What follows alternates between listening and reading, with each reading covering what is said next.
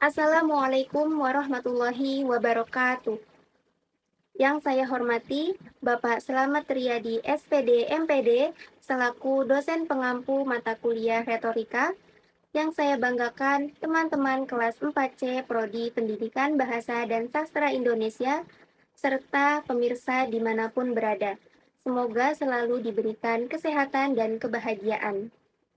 Puji syukur saya panjatkan atas kehadirat Allah Subhanahu wa Ta'ala yang telah melimpahkan rahmat dan karunia-Nya sehingga saya dapat membuat video ini untuk memenuhi UAS mata kuliah retorika dan semoga dapat memberikan manfaat bagi banyak pihak.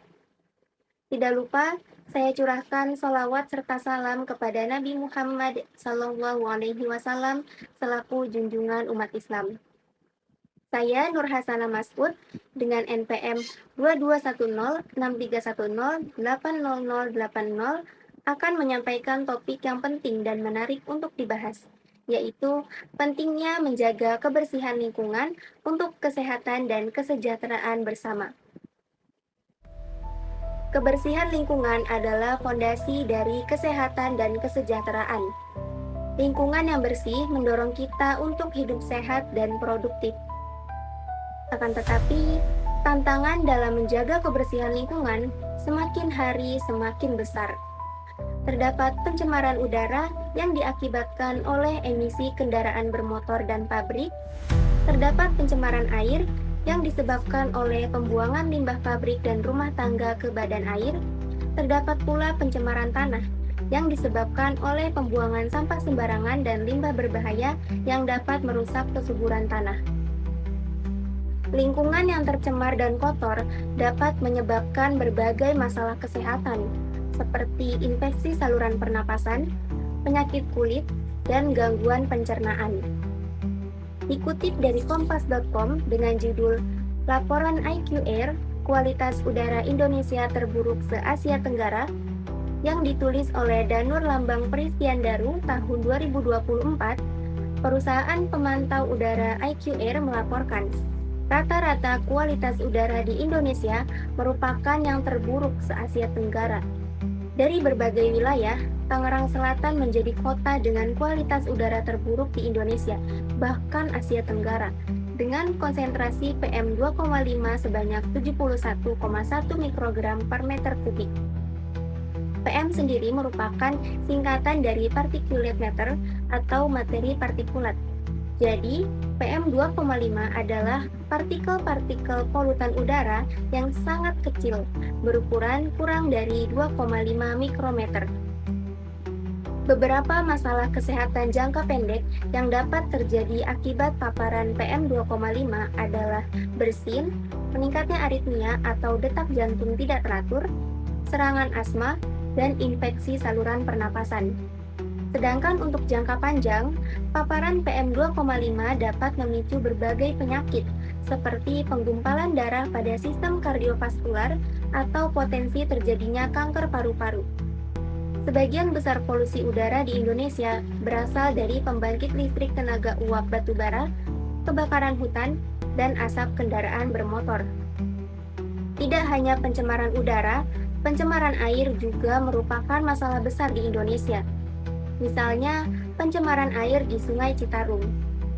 Dikutip dari Tempo.co dengan judul Potret Sungai Citarum dari tahun ke tahun yang terus dipenuhi sampah, yang ditulis oleh reporter Nyesa Fatina Rahman, tahun 2024, Sungai Citarum yang merupakan salah satu arteri vital di Provinsi Jawa Barat kembali menjadi sorotan publik karena masalah pencemaran lingkungan yang semakin memburuk.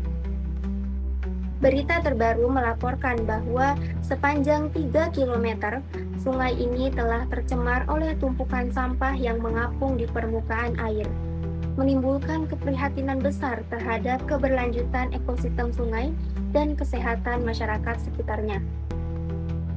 Selain pencemaran udara dan pencemaran air, ada pula pencemaran tanah yang disebabkan oleh pembuangan sampah sembarangan dan limbah berbahaya. Hal ini dapat merusak kesuburan tanah dan menyebabkan gangguan kesehatan. Masih banyak yang kurang peduli dengan kebersihan lingkungan. Sampah-sampah seringkali berserak di pinggir jalan dan tempat-tempat umum. Hal ini menciptakan lingkungan yang tidak sehat. Sampah dan polusi tidak hanya memengaruhi manusia, tetapi juga ekosistem di sekitar kita.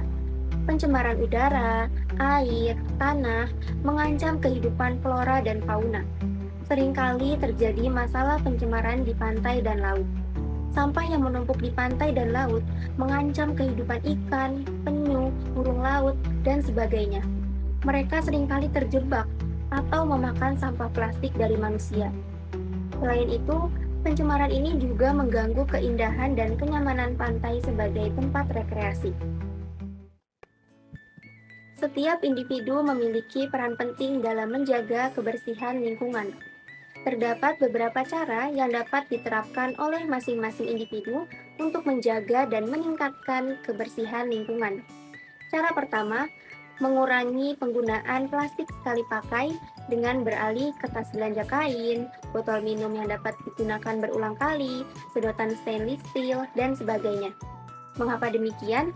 Karena penggunaan plastik sekali pakai secara berlebihan dapat menimbulkan tumpukan sampah yang menggunung. Cara kedua, mendaur ulang sampah dengan memisahkan sampah organik dan anorganik di rumah untuk memudahkan proses daur ulang, dan membawa sampah yang dapat didaur ulang ke pusat daur ulang. Cara ketiga, mengelola sampah organik seperti sisa makanan dan dedaunan dengan menjadikannya kompos. Kompos ini dapat digunakan untuk menyuburkan tanaman di kebun.